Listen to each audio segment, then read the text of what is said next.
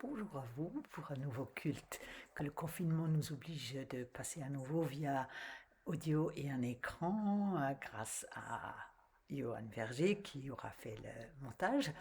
Mais c'est au moins la possibilité de se voir. Merci de m'inviter dans votre salon, ou je ne sais pas très bien si vous y êtes, mais en tous les cas, installez-vous bien, confortablement. Éventuellement, vous prenez votre livre de cantiques avec vous, les livres de cantiques, Alléluia. Vous pouvez aussi prendre vos Bibles pour approfondir la lecture des textes que j'annoncerai. Mais en tous les cas, nous sommes là pour que, ensemble, nous puissions nous ouvrir à cette dimension qui recadre un peu notre quotidien, un peu nos préoccupations, notre courage ou notre manque de courage. Voilà, nous avons plein de questions et un culte nous permet de ne pas tricher avec notre propre vérité et pourtant de nous dire en ouverture, ouverture du cœur, pour que nous puissions dire cette vérité qui est la nôtre en Dieu, en Christ, devant Dieu et avec le Christ. Dans un premier temps, j'aimerais vous inviter à quelques versets d'un psaume pour nous signaler, pour dire, si possible, notre confiance. C'est au psaume 31 que je lis quelques versets et je vous invite à ouvrir votre vie à ce voyage de la confiance. En tes mains, Dieu éternel, en tes mains, je remets mon esprit. Tu me rachètes, Dieu de vérité. Moi, je suis sûre du Seigneur. Ton amour me fait danser de joie. Tu vois ma misère et tu sais ma détresse. Tu ne m'as pas livré aux mains de l'ennemi. Devant moi, tu as ouvert un passage. Amen. Chantons ensemble avec les paroles d'un autre psaume qui parle d'un animal qui est parfois à cette époque-ci de l'année pour chasser, mais qui est aussi qu'on peut entendre dans les forêts quand on se promène. Le psaume commence par dire « Comme un cerf altéré brame ». Et je pense que c'est une belle manière de parler aussi de nous-mêmes. Quelqu'un qui se fait entendre, donc quand un animal, un cerf brame, ça s'entend vraiment beaucoup, beaucoup, beaucoup. Et normalement, c'est dans la nuit. Donc c'est une manière de dire, mon âme, elle est comme un cerf, elle dit avec un son qui n'est pas très, très articulé, c'est pas une parole très claire, mais c'est un signal pour se laisser trouver. Donc, Dieu est appelé à nous retrouver, invité à nous retrouver grâce à ce cri de notre âme, grâce à ce signalement que nous faisons de notre propre soif.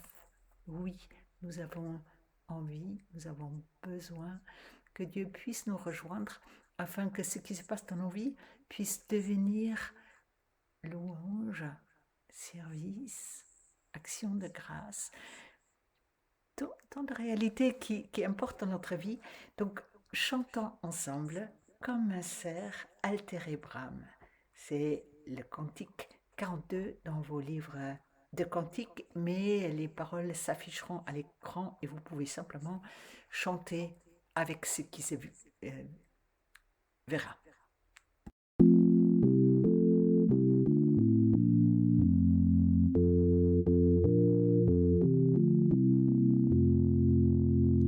Comme un cerf altéré brame, pourchassant le frais des eaux. Ô Seigneur, ainsi mon âme soupire après tes ruisseaux. Elle a soif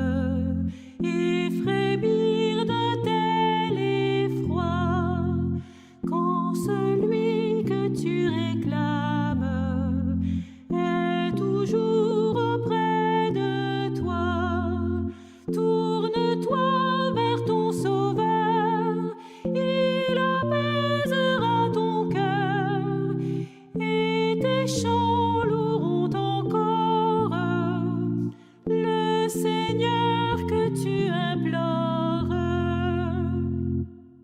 Quand les flots qui me recouvrent me déportent loin de toi, quand sous moi l'abîme s'ouvre, ô mon Dieu, soutiens ma foi, car ta grâce vint souvent dans ma nuit mettre son chant, à nouveau dans ma prière.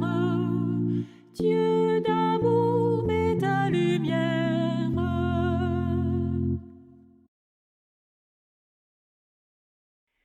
Recueillons-nous maintenant pour prier ensemble avec une prière qui a été proposée dans l'église réformée du canton de Vaud en Suisse. Dieu saint, je te bénis dans la communion de tous celles et ceux qui ont persévéré dans ton amour et qui ont employé leur vie à te servir et à te glorifier jusqu'à la mort. Donne-moi de vivre dans l'écoute et dans la vérité, et de suivre l'exemple de ceux qui, par toute leur vie, ont rendu témoignage à ton amour manifesté en Jésus-Christ. Dieu éternel, notre Père, avec l'Église qui combat sur la terre et avec celle qui te rend gloire dans les cieux, nous t'adorons. Sois loué pour le jour qui verra le Christ Seigneur revenir pour établir son royaume où il n'y aura plus ni deuil, ni cri, ni souffrance, car il aura fait toutes choses nouvelles. Amen. Seigneur, reçois. Seigneur, pardonne toute notre misère, tous nos péchés. Reçois et pardonne. Nous chantons avec le cantique 4304. 4304. Les paroles s'afficheront et vous pouvez chanter tout simplement, sinon vous prendrez dans votre livre de cantiques le numéro 4304.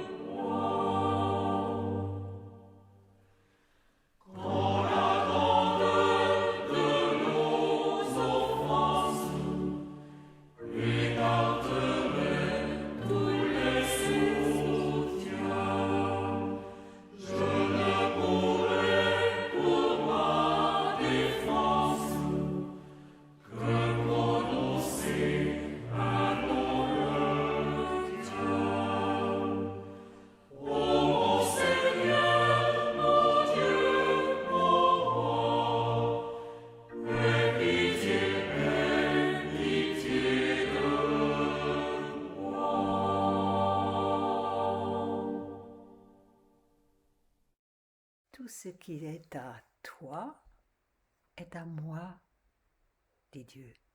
Et tout ce qui est à moi est à toi.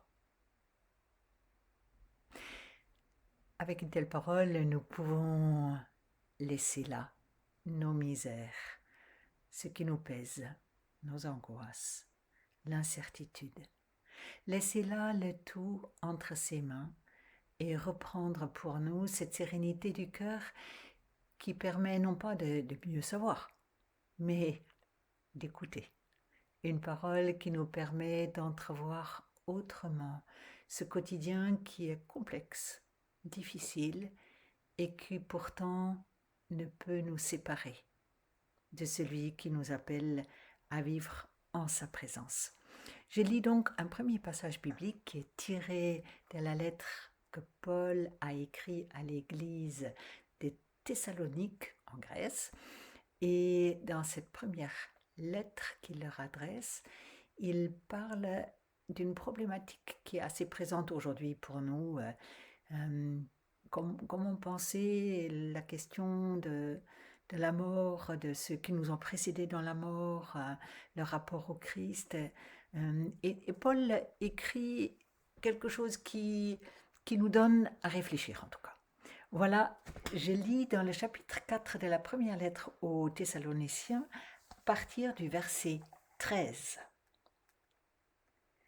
Frères et sœurs, nous désirons que vous connaissiez la vérité au sujet de ceux qui sont morts, afin que vous ne soyez pas tristes comme les autres, ceux qui n'ont pas d'espérance.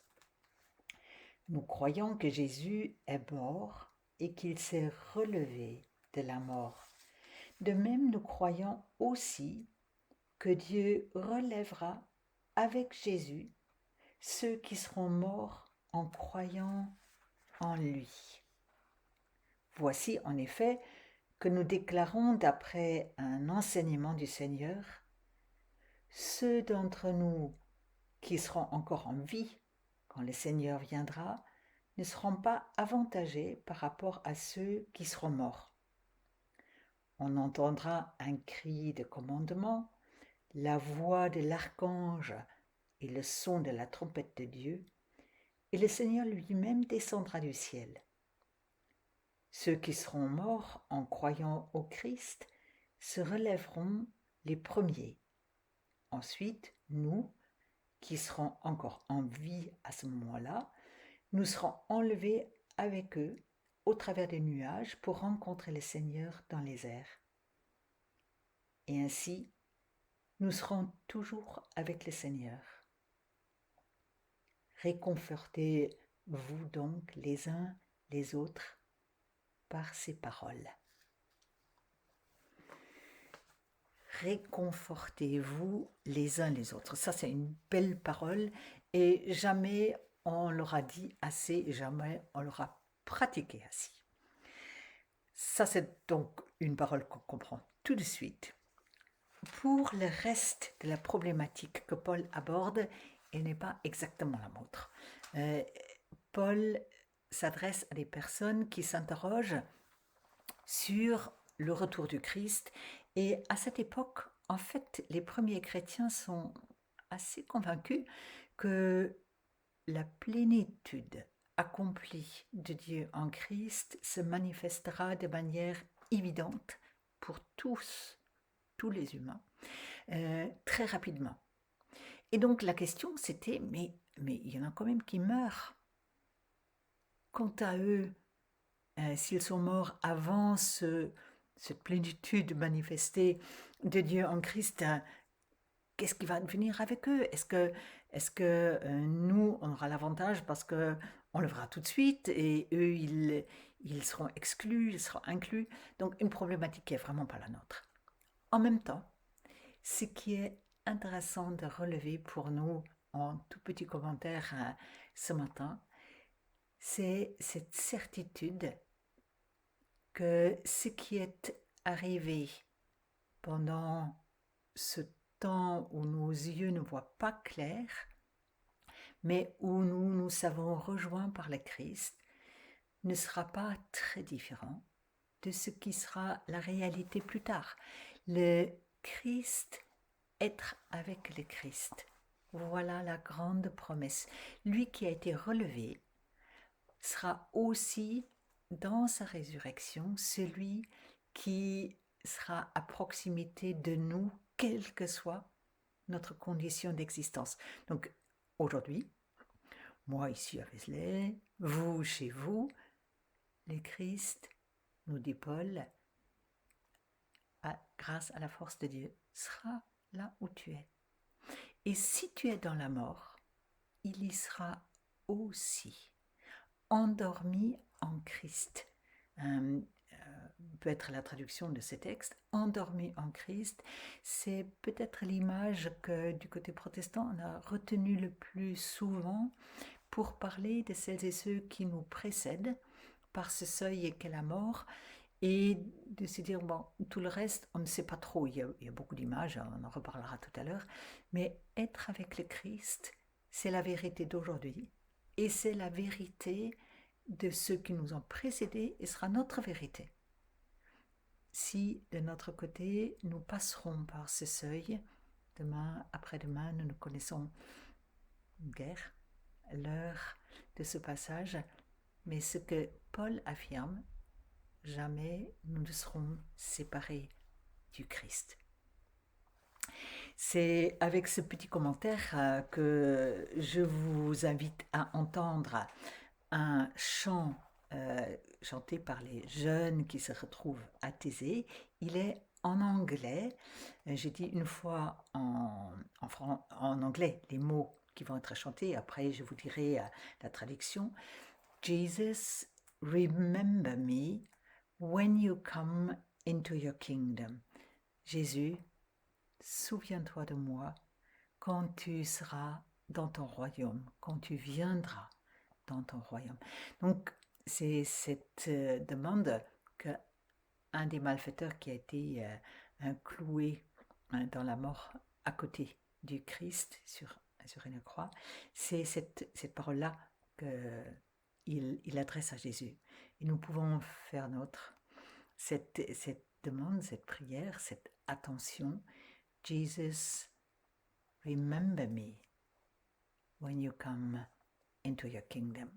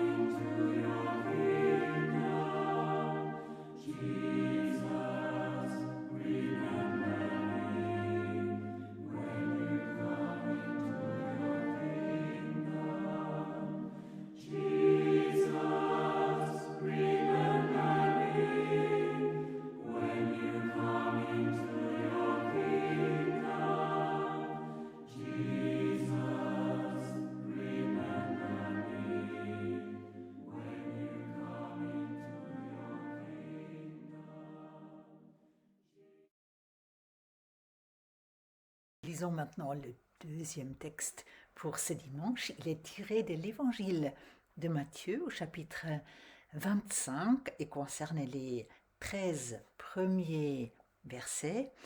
C'est une parabole que Jésus raconte et Matthieu a regroupé 3 paraboles un peu de la même facture dans ce chapitre 25. Il y a une de ces paraboles qui est très très connue, c'est ce qu'on appelle le jugement dernier. Celui qui précède, c'est la question des talents. Et celui que nous allons lire est une histoire assez connue aussi.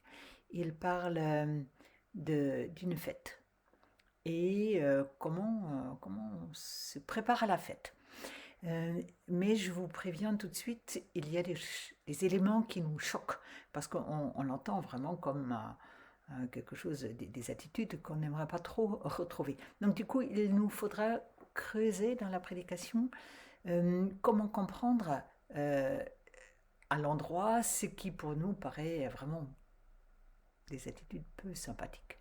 Voilà, je lis d'abord les textes bibliques, Matthieu 25, 1 à 13. C'est Jésus qui raconte cette histoire. Il en sera du royaume des cieux comme de 10 jeunes filles qui prirent leurs lampes et sortirent à la rencontre de l'époux. 5 d'entre elles étaient insensées et 5 étaient avisées. En prenant leurs lampes, les filles insensées n'avaient pas emporté d'huile. Les filles avisées, elles, avaient pris avec leurs lampes de l'huile dans des fioles. Comme l'époux tardait, elles s'assoupirent toutes et s'endormirent. Au milieu de la nuit, un cri retendit « Voici l'époux, sortez à sa rencontre !» Alors toutes ces jeunes filles se réveillèrent et apprêtèrent leurs lampes.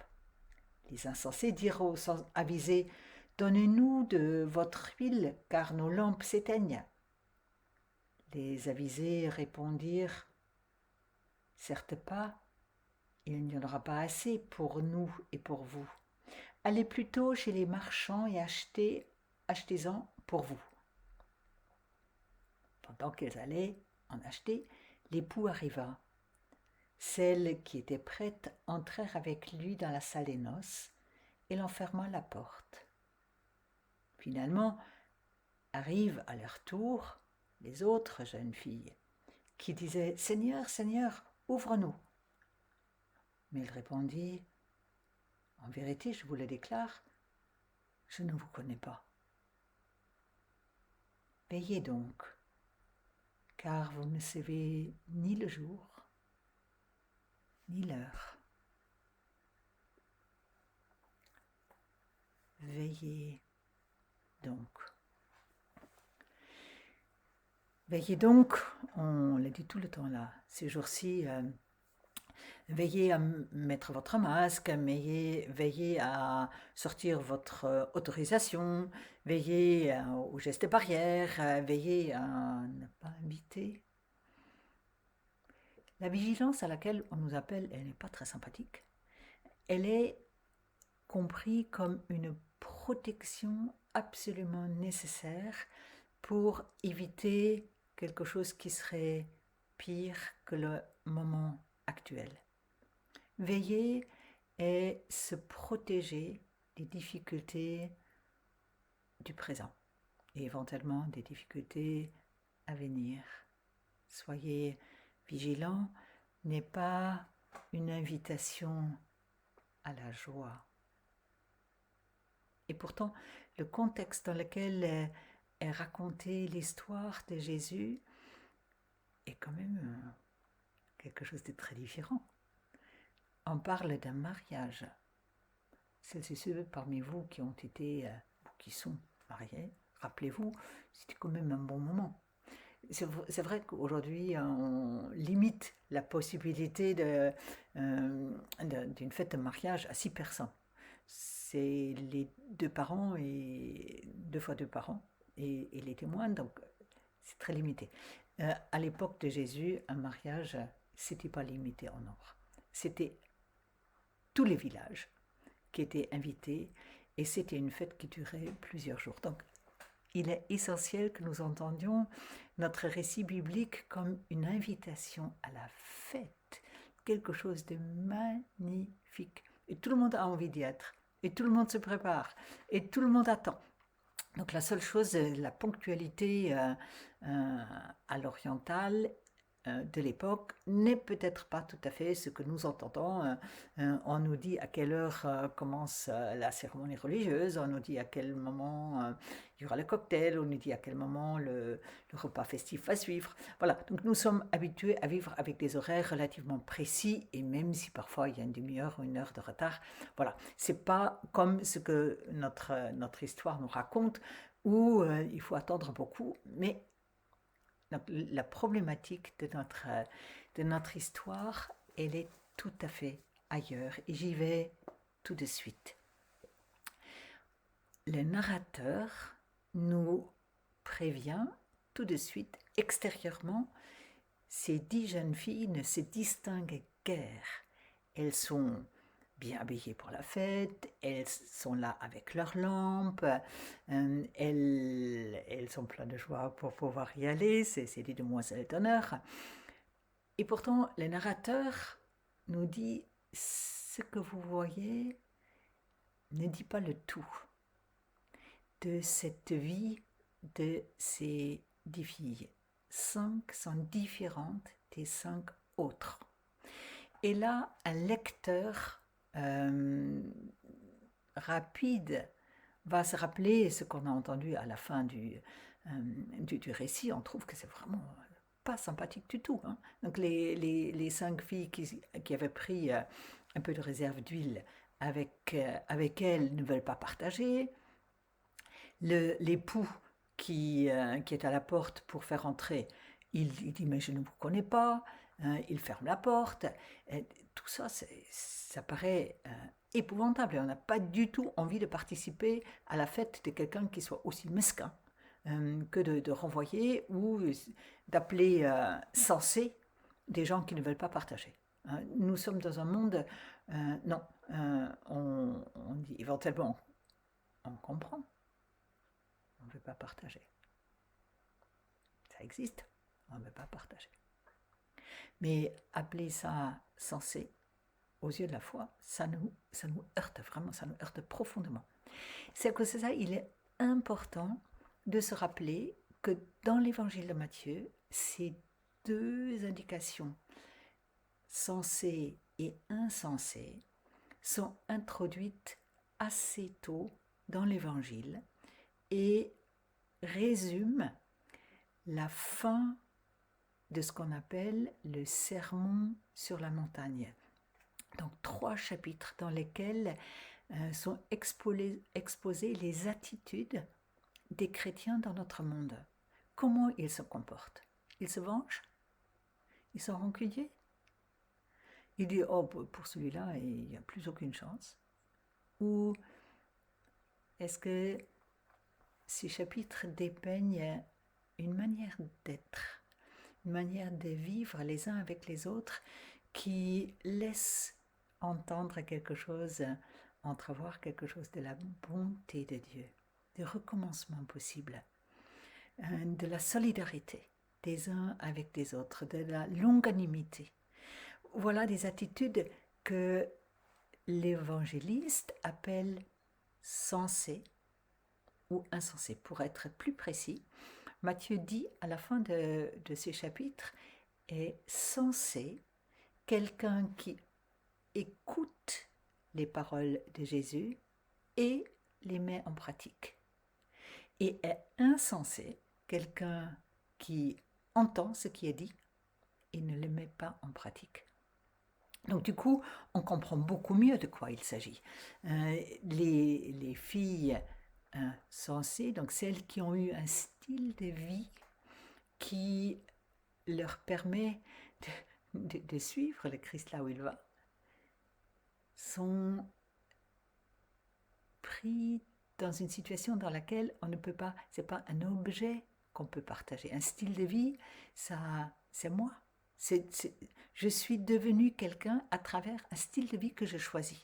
C'est pas simplement parce que je proclame quelque chose, mais parce que mon action, ma manière de vivre, me fait devenir moi-même autrement que ce que j'étais peut-être avant de connaître l'Évangile, avant de croiser le Christ.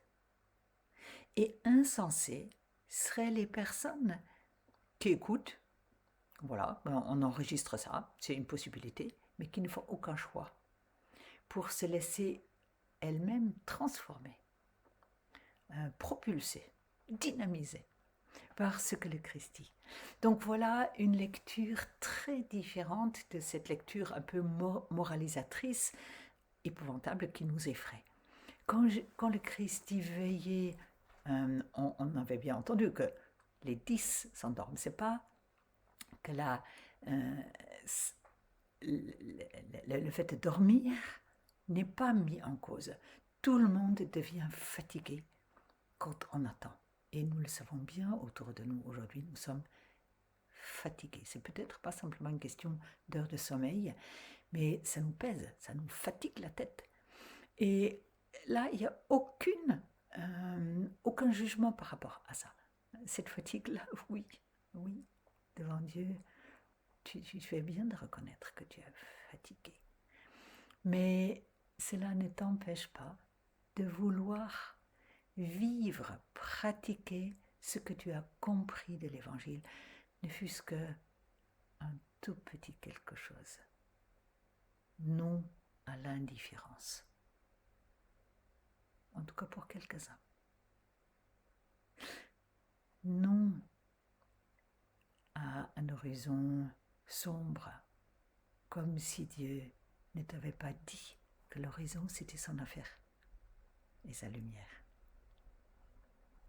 Veillez pour reconnaître qu'il est déjà là, en train d'entrer parmi nous dans une attitude où les retrouvailles, c'est ça la fête, les retrouvailles l'emportent sur toute la nuit qui nous entoure également.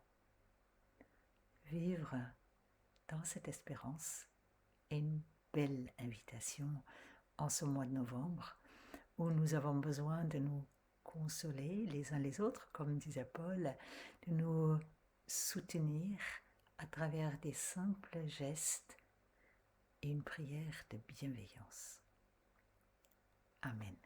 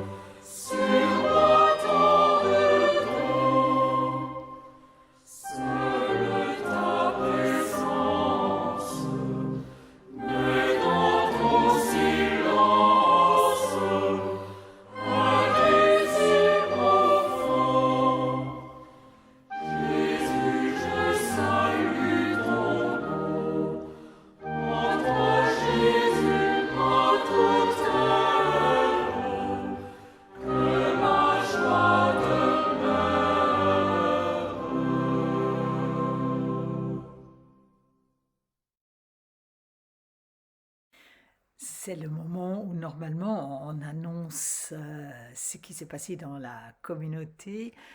Je dois avouer que je ne sais pas très bien quelles sont les nouvelles des uns et des autres, mais peut-être vous pouvez penser de votre côté aux nouvelles que vous avez reçues au cours de cette semaine concernant ce qui se passe autour de vous, comment ça va dans les familles, pour que nous puissions porter tout cela dans la prière. Donc, même si je ne sais même pas vous dire exactement comment on va faire pour le temps de l'Avent, à moins que vous vouliez savoir que pour les enfants, on a déjà inventé quelque chose, donc ça va être super. Mais sinon, il y aura certainement d'autres occasions pour s'en parler. Par contre, une chose est certaine, des offrandes, ça c'est toujours possible. Ça c'est toujours possible et vous avez les indications sur la feuille, vous avez les indications sur le site et je suppose que sur l'invitation que vous avez reçue pour ce culte, il y a aussi l'indication comment on peut faire un don. En cette fin d'année, vous vous rappelez que 40% de tout ce dont nous avons besoin pour boucler le budget de la paroisse est récolté entre novembre et décembre. Donc ça fait beaucoup. Donc la générosité du cœur, elle fait peut-être partie de cette manière d'être qui nous permet la solidarité, la reconnaissance les uns avec les autres. Donc, n'oubliez pas tout à l'heure la possibilité d'une offrande. Je vous invite maintenant à une prière. Seigneur Dieu, merci beaucoup de nous rappeler combien cette vigilance du cœur est d'abord une assurance dans notre manière de vivre, sans indifférence, ni pour toi, ni pour les autres. Et parce que tu veux que nous soyons solidaires, nous te confions celles et ceux qui, autour de nous, sont en grande souffrance. Une souffrance qui touche à la dignité de leur manière de vivre, qui touche à leur santé fragile, peut-être au bord de ce seuil où tu attends chacun de nous. Nous te confions les enfants et les jeunes qui ont à grandir et à découvrir en ce temps si complexe que toi tu portes avec nous les poids de ce monde. Nous te confions tous celles et ceux qui trouvent difficile de se réconcilier avec leurs proches, peut-être aussi avec leurs lointains. Nous te confions les uns et les autres. Et ensemble, nous voulons te dire, notre Père, qui es aux cieux, que ton nom soit sanctifié, que ton règne vienne, que ta volonté soit faite sur la terre comme au ciel. Donne-nous aujourd'hui notre pain de ce jour. Pardonne-nous nos offenses, comme nous pardonnons aussi à ceux qui nous ont offensés. Et ne nous laisse pas entrer en tentation, mais délivre-nous du mal. Car c'est à toi qu'appartiennent le règne, la puissance et la gloire, au siècle des siècles. Amen. Nous écoutons maintenant un chant qui a été composé par un de mes collègues et qui dit « Jésus le Christ, dans la nuit où il fut livré ». Vous allez me dire, mais c'est les paroles qu'on dit à la Sainte Seine. Mais justement, nous allons les entendre aujourd'hui et que chacune de vous fasse mémoire de ce geste du Christ, même si la communion à cause de la situation actuelle, n'est pas célébré, même pas par écran interposé. Rappelons-nous que nous vivons de ce geste de Jésus, même la nuit où il fut livré, il a partagé. Parce que sa vie, il avait reçue de la part de son Père pour la donner gratuitement, comme une nourriture, une parole, un relèvement. Jésus le Christ, dans la nuit où il fut livré.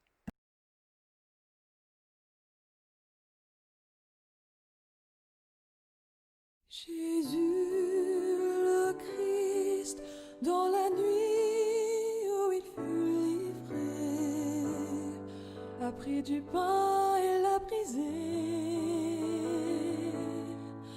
Jésus le Christ, dans la nuit où il fut livré, a pris du vin et l'a versé. Il a dit, venez, prenez et mangez, ceci est mon corps donné pour vous. Il a dit, venez, prenez et buvez, ceci est mon sang donné pour vous.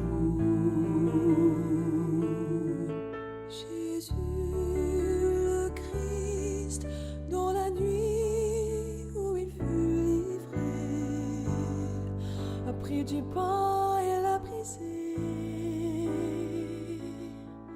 Jésus le Christ, dans la nuit où il fut livré, a pris du vin et l'a versé.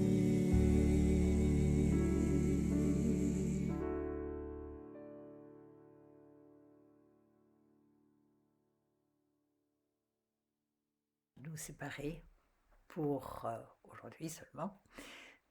Rappelons-nous que Dieu aime à poser une parole pour nous qui s'ouvre comme un chemin pour nous faire du bien.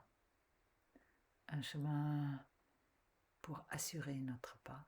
Un chemin pour suivre.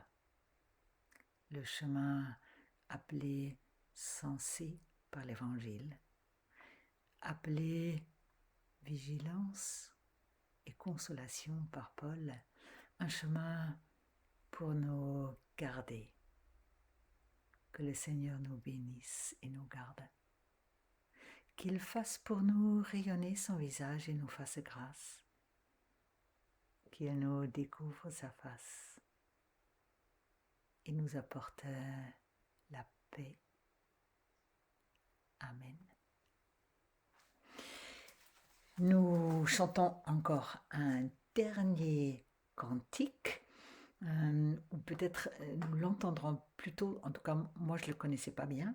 C'est une bénédiction qui a été composée par John Featherstone, et donc une composition récente, mais qui redit à sa manière, en musique et en parole, ce que nous venons de demander à Dieu.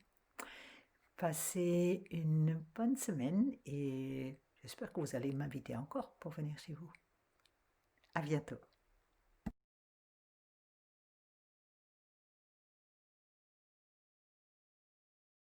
Que la grâce du Seigneur Jésus-Christ, l'amour de Dieu et la communion du Saint-Esprit soient avec vous tous, soient avec vous tous, soient avec nous tous.